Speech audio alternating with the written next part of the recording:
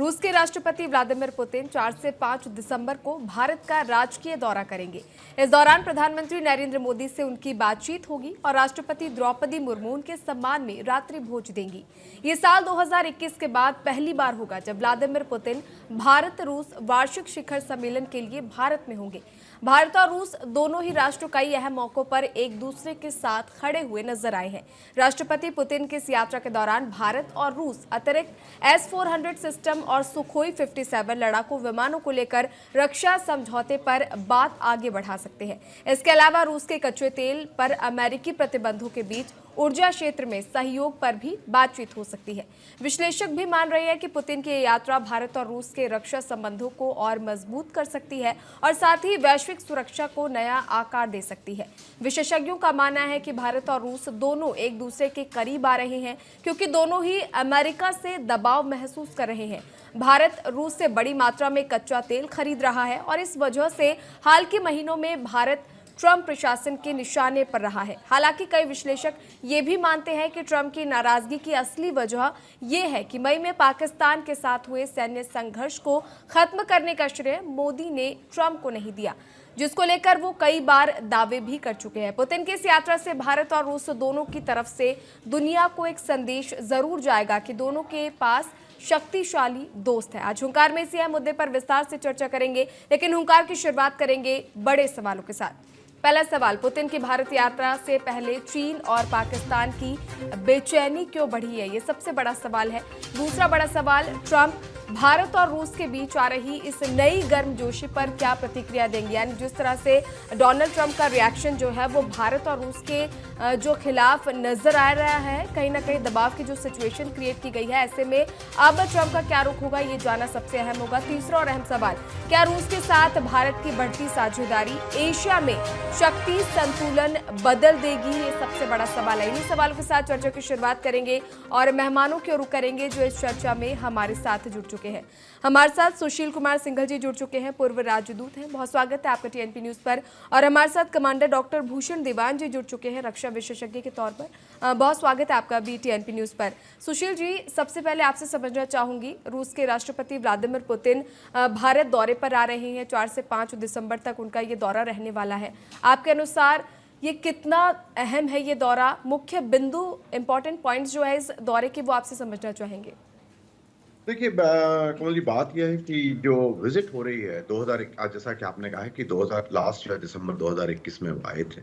उसके बाद 4 साल के उसके बाद में इनफैक्ट यूक्रेन रशिया वार भी शुरू हुई फरवरी में 22 में।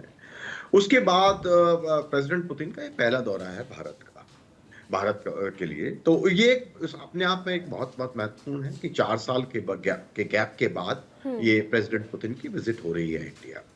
दूसरा, उसमें जो जहां तक इसकी महत्वता की बात है, इसके जो है बहुत सारे बिंदु हैं जिसके बारे में अखबारों में भी बहुत चर्चा हो रही है। अभी जो है डिफेंस सेक्रेटरी ने भी स्टेट अभी कहीं वो बोल रहे थे तो वहां पर उसके बारे में चर्चा हुई उनकी।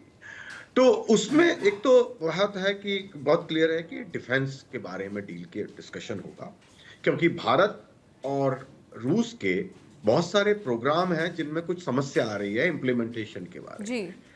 तो उसके बारे में डिस्कशन होगा मेरे विचार से कि उस जो गतिरोध हैं उनको किस तरह से दूर किया जाए। उसके तरीके में कुछ लोग कह रहे हैं कि जो है शायद भारत में मेंटेनेंस का जो है हब बनाया जाएगा, क्योंकि रशिया के भारत बहुत इस्तेमाल करता है, 60% के करीब 60 से 65% भारत अभी भी रशियन इक्विपमेंट इस्तेमाल करता है डिफेंस में। और दूसरे जो आसपास के देश हैं वहां भी रशियन इक्विपमेंट इस्तेमाल होते हैं। तो एक अगर भारत में उसकी रिपेयर का सेंटर बनेगा, एक तो भारत को फायदा होगा, दूसरा जो और दूसरे मुल्क के आसपास के जो रशियन इक्विपमेंट यूज करते हैं उनकी मेंटेनेंस और जो स्पेयर पार्ट्स हैं उनके लिए उनको सुविधा पैदा होगी। दूसरा, जो डिफेंस डील के बारे में है वो S-300 के बारे में बात हो रही है, S-400 के बारे में बात हो रही है, इवन S-500 के बारे में बात हो रही है। लेकिन डिफेंस सेक्रेटरी ने बहुत बात साफ कहा कि जो है जो विजिट हो रही है ये जो है उसके लिए नहीं है कि बहुत हेडलाइन ग्रैबिंग जो टर्म उन्होंने इस्तेमाल की कि उसके लिए बातचीत होगी। उन्होंने कहा कि ग्राउंड में जो हमारे को बातचीत है, लॉन्ग टर्म जो रिलेशनशिप है उस डिफेंस में, उसके कैसे उसको आगे ले जाया जाए उसके विषय में बात। बिल्कुल।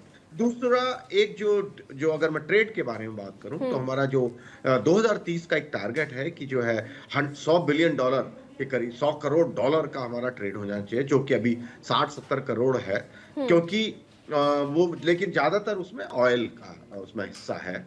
तो उसको ट्रेड को कैसे डाइवर्सिफाई किया गया है कि भारत और रूस दोनों ही अपने मार्केट जो एक्सपोर्ट मार्केट्स हैं उनको डाइवर्सिफाई करने की कोशिश कर रहे हैं, ताकि किसी एक देश के ऊपर डिपेंडेंस ना रहे। तो उसके क्षेत्र में भी बातचीत होगी। दूसरा एक जो है लिंक करने की बात हो रही है रूपे को विद मीर पेमेंट सिस्टम जो जी।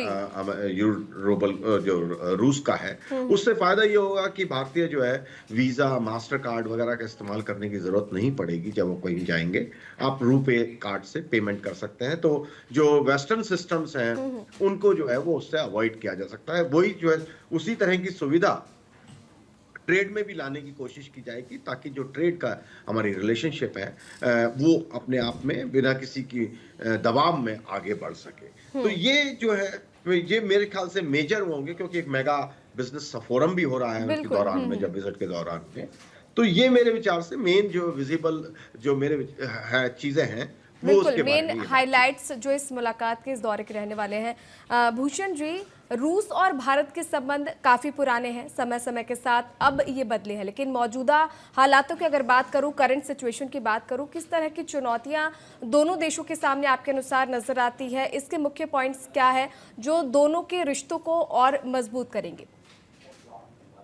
मुझसे पूछ रही कोमल जी जी? जी जी सर, आपसे भूषण जी। जी हाँ, थोड़ा थोड़ा रिपीट करेंगी जी, बीच में? रूस और भारत के रिश्तों को अगर हम बात करें तो काफ़ी पुराने रिश्ते रहे हैं। मौजूदा समय की अगर बात करें, करंट सिचुएशन की, जिस तरह के हालात वैश्विक बाजार में बने हुए हैं, ऐसे में दोनों के सामने अब कौन सी चुनौतियां हैं? क्योंकि जैसे जैसे समय बदला है, रिश्तों में थोड़े बदलाव जरूर आए हैं।